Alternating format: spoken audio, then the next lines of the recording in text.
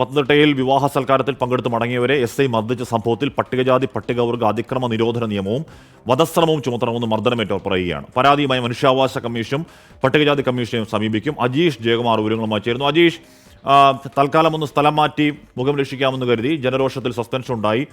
പരാതിക്കാർ ഉറച്ചു നിൽക്കുകയാണ്. അവിടെ കൊണ്ടും ഈ നിയമ നടപടി തീരില്ല എന്നാണ്. Good morning Ajeesh.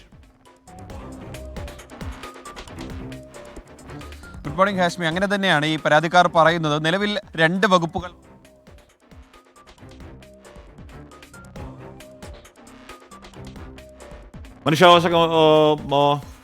മനുഷ്യാവകാശ കമ്മീഷനുമായും പട്ടികജാതി കമ്മീഷനെ സമീപിക്കുമെന്നാണ് ഈ പരാതിക്കാർ പറയുന്നത്. പ്രേക്ഷകർക്ക് അറിയാവുന്ന വാർത്തയാണ്. പത്തനംതിട്ടയിൽ വിവാഹ സൽക്കാരത്തിൽ പങ്കെടുത്ത് മടങ്ങിയവരെയാണ് എസ് ഐ മർദ്ദിച്ചത്. ഒരു സംഘം പോലീസുകാർ, അതും യൂണിഫോമിലായിരുന്നില്ല, മഫ്തിയിലുള്ള ഒരു സംഘം പോലീസുകാർ ആളുമാറി മർദ്ദിച്ചു എന്നാണ് കാണുന്നത്. ആളുമാരെയൊക്കെ എങ്ങനെയാണ് മർദ്ദിക്കുക? അതും അത്രത്തോളം വലിയ മർദ്ദനം ഒക്കെ എങ്ങനെ അഴിച്ചുവിടുക എന്ന ചോദ്യമൊക്കെ അവിടെ നിൽക്കുന്നുണ്ട്. അജീഷ് ജയകുമാർ തുടരുന്നു. അജീഷ്, അപ്പോൾ അവർ മനുഷ്യാവകാശ കമ്മീഷൻ സമീപിക്കാൻ പോകുന്നു, പട്ടികജാതി പട്ടികവർഗ കമ്മീഷൻ സമീപിക്കാൻ പോകുന്നു. ഈ കുറ്റക്കാർ ഇനി മേലാൽ ലാത്തി മര്യാദഘട്ട രീതിയിൽ ഉപയോഗിക്കില്ല എന്ന് ഉറപ്പുവരുത്തുകയാണ് പരാതിക്കാരുടെ ലക്ഷ്യം. അത് അവർക്ക് വേണ്ടി മാത്രമല്ല, എല്ലാവർക്കും വേണ്ടി അല്ലേ അജീഷ്? അതെ, അങ്ങനെ തന്നെയാണ് അവരുടെ ഉദ്ദേശം. അതുകൊണ്ടാണ് പട്ടികജാതി കമ്മീഷനെ അതുപോലെ തന്നെ മനുഷ്യാവകാശ കമ്മീഷനെ മുഖ്യമന്ത്രിക്കും DGP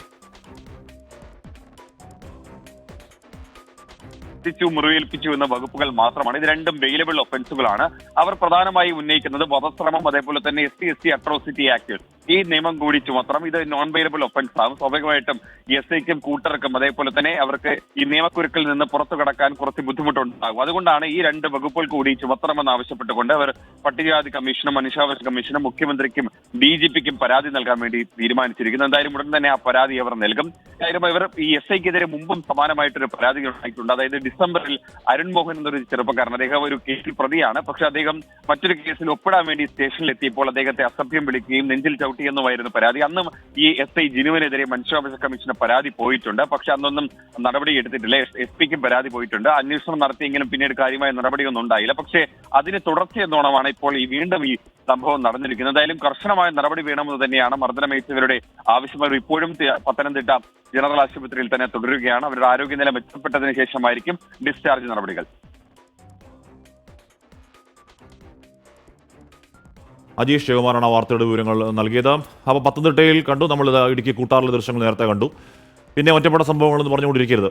ഇത്തരക്കാർക്കെതിരെ ഈ അധികാരം ഈ പാവങ്ങളുടെ നെഞ്ചത്തേക്ക് കയറാനുള്ള ലൈസൻസ് ആണെന്ന് കരുതുന്ന ഈ പറയുന്ന കാക്കി സംഘത്തിനെതിരെ ഉറപ്പായും നടപടി ഉണ്ടാകുമെന്ന് തന്നെ പ്രതീക്ഷിക്കാം. ആ പരാതിക്കാരൻ എന്തായാലും 2 കൽപ്പിച്ച് ഉറച്ചു തന്നെയാണ്. കാര്യം അവർക്ക് ഒന്നും അറിയാതെ വഴിയരികിൽ ബസ്സിൽ, കല്യാണ വഴിയിൽ വന്ന് ബസ്സിൽ ഒരാളെ കയറ്റാൻ വേണ്ടി കാത്തു നിന്ന് ജസ്റ്റ് ബസ്സിൽ നിന്ന് ബോറടിച്ച് പുറത്തിറങ്ങി നിന്നവർക്ക് നേരെയാണ് പോലീസ് ഇത്തരത്തിൽ നരനായാട്ട് എന്ന് ഉറപ്പായും പറയാവുന്ന രീതിയിൽ തന്നെ അടിച്ചൊതുക്കിയത്.